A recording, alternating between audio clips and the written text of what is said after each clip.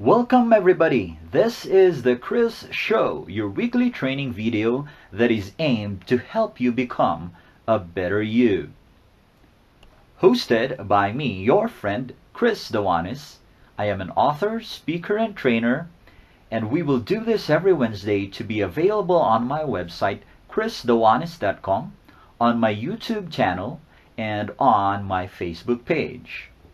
This is our first episode and we are going to talk about something special. For some, a bit strange. This is to build your boundaries, build up your life. To many people, building boundaries is a foreign thing. We are taught to be open and welcoming. We are taught to say yes and yes and yes. And I teach those ones as well. But if we are to perform more and produce more, we need to learn how to say no along with saying yes.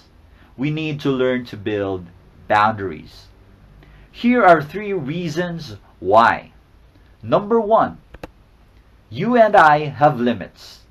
Look at the day itself. There are only 24 hours. In it, you have to sleep, eat, work, and do a lot of things. If you have 8 hours to do your work, can you do work that is meant for 12 hours? No. That would entail overtime. You have to choose what you do, and what you do should further what you are meant to do. Number 2, you and I need to focus on our life's work, not just busy work. Are you doing your life's work or just busy work? A man in a crowd said to Jesus, "Teacher, tell my brother to divide with me the property our father left us." Jesus answered him, "Friend, who gave me the right to judge or to divide the property between you two?" And he went on to say to them all. And that was the instance that happened in Luke 12:13-14. Now look at what he did. He said no without batting an eyelash. Someone asked him to do something, but he declined. He said no and continued to teach the crowd. He said no so he can do what he has to do. Remember that every time we say yes to something, we are saying no to another thing. And every time we say no to something, we can say yes to another thing. The question is, to which things are you saying no to? And to which things are you saying yes to? I hope you're saying yes to the right things so you can focus on your life's work. For us to focus on our life's work, the work that we are meant to do, we have to say no to other things which other people are meant to do. Number 3, you and I must lessen unnecessary stress. Every time we say yes to something, we are saying yes. I will put my time, effort, and resources to it. I will also bear the stress that comes with it. You see, stress is part of life, but there are necessary stress and unnecessary stress. There is too much stress in life already that is using up your energy. You better choose to deal with the stress that are necessary. When you're doing unnecessary work, you're dealing with unnecessary stress. Now these are some of the reasons why you need to build your boundaries. And when you build your boundaries, you will be able to build up your performance, because you will be able to focus your time, effort, and resources to the work that you are meant to do. You will stay away from distractions of mere busy work, and you will do life's work. But let me issue you a warning on building boundaries. First, it will be difficult at first. If you're not used to setting boundaries, know that it will be difficult at first. After all, most things are difficult at first. It will require you to change your mindset and manners. It will require you to change your attitude and actions. Number 2, some people may get hurt in the short run. Setting boundaries will require you to say no to some people. And because when we request someone to do something, we are looking forward to a positive response. We want them to say yes. Thus, when we say no, expect that some, and sometimes many, people may get hurt in the short run. But after some time, they will realize that you said no for a good reason. Not just for yourself, but for them as well. Now, let us clarify what boundaries are. First, boundaries are parameters to what you will say yes to and no to. Boundaries are a part of our compass. It is a manifestation of our values. It helps us in our decision making, and it sets when we are going to say yes or no. Second, boundaries are not walls that block opportunities, but a pathway that guides. Do not confuse setting boundaries with setting blockages or walls that will put away people and opportunities.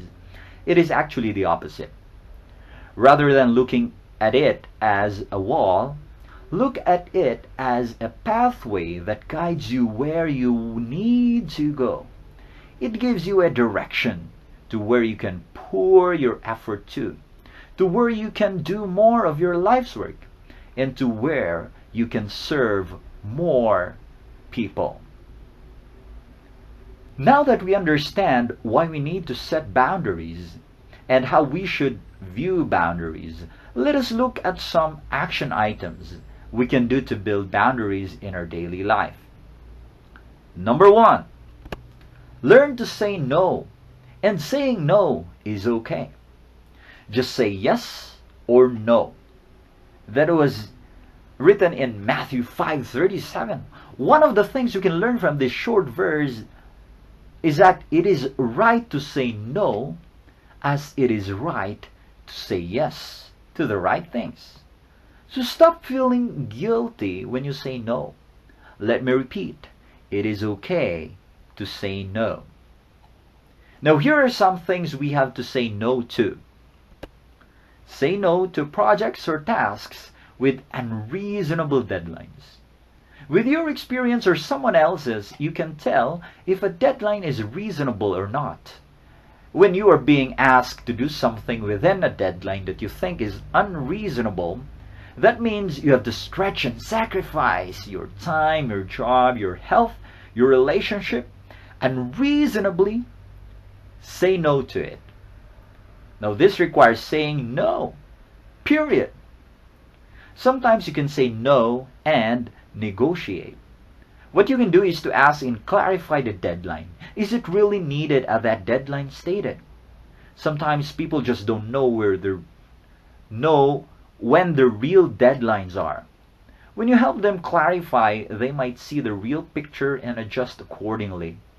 Sometimes when they say, I need it now, and you ask them, can I give it tomorrow or next Monday? They will say, sure.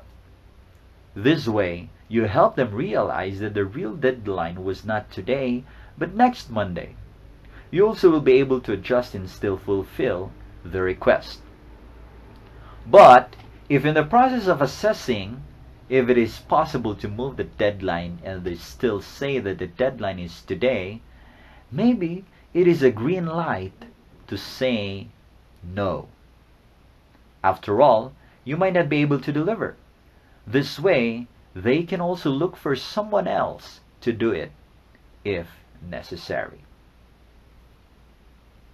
Next, say no to doing other people's jobs. Let people do their job.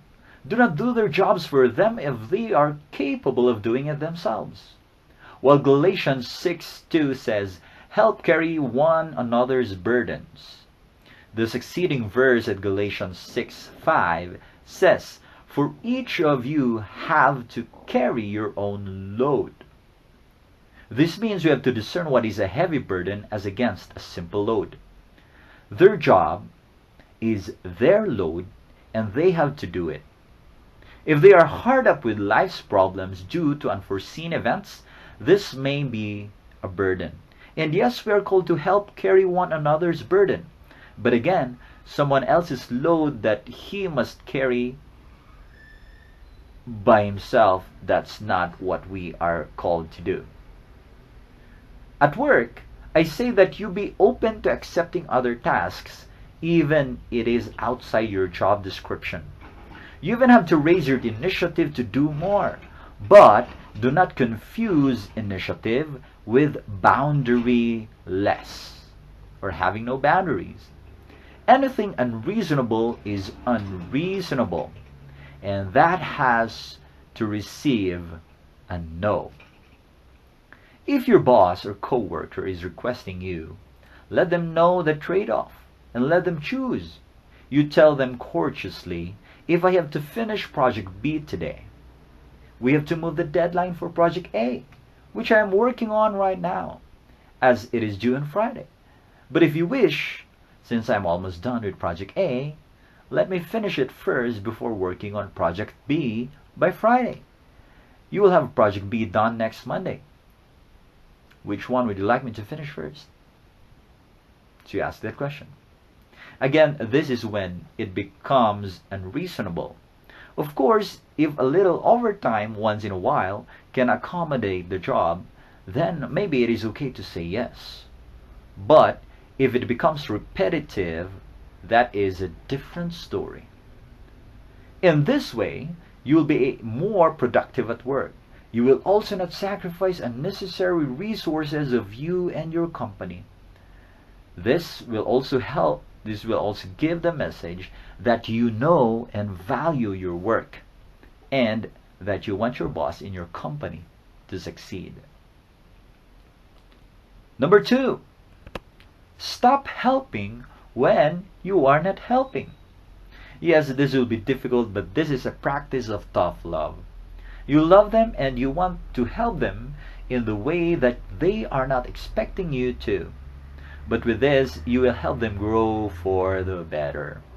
Here are some instances. Do not lend money to people who constantly overspend, especially on luxuries. Give them the opportunity to learn from their mistakes and be responsible to take charge of their finances.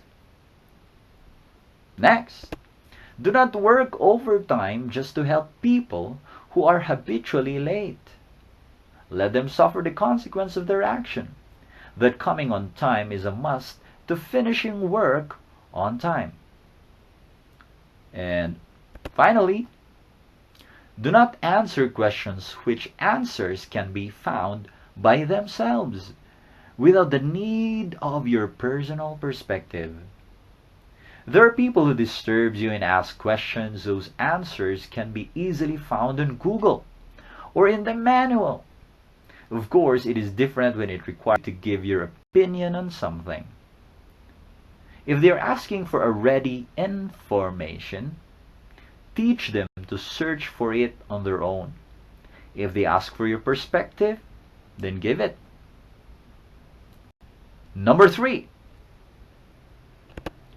do not start the day with others' agenda. Start the day with your agenda. Start with God. Pray and plan.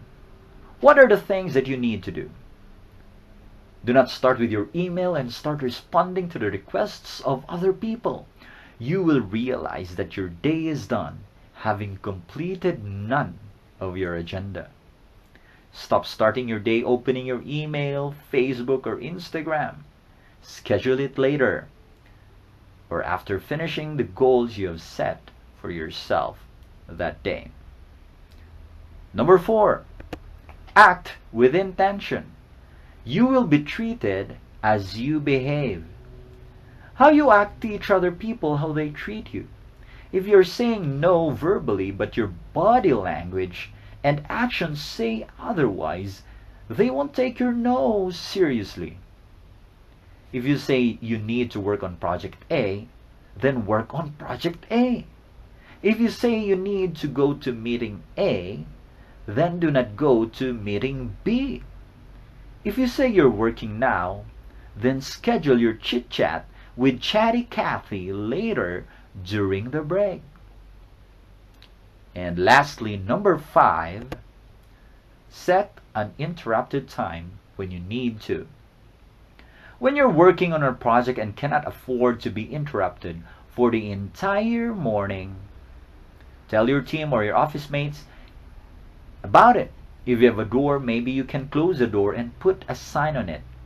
Open door policies can be misinterpreted at times. Having such policy doesn't mean you will never close your door literally and figuratively when you need to. When you're scheduled to do a task at a particular time, you may have to close your email, Facebook, Instagram, Twitter, and Skype. Open it at the appointed time when you're ready to respond to those. Sometimes you also have to switch off your phones as part of setting your boundaries on particular times and places. Now, these are just some of the practical tips that you can do to build boundaries. But when applied at work and in life, it will yield the desired results. It will build up your performance, and you will be able to produce more and may even help you get promoted. One last thing, you need to weed out the roots, and that is forgive yourself of your mistakes, including not setting boundaries or in failing in your past commitments. Learn from them and move on. Stop trying to fill in your previous lack by sacrificing your present life. Stop trying to please people. Please God. And love yourself. Finally, be careful how you think. Life is shaped by your thoughts. And so, always remember, building your boundaries will not block opportunities. Building your boundaries will build up your performance. It builds up your life. This is Chris Dao-anis reminding you to build your boundaries, build up your life. Thank you so much for watching. Do subscribe to this channel or page. Share this to your friends. This way, you will also help them become better like what you are becoming. Again, this is the Chris Show, helping you become a better you.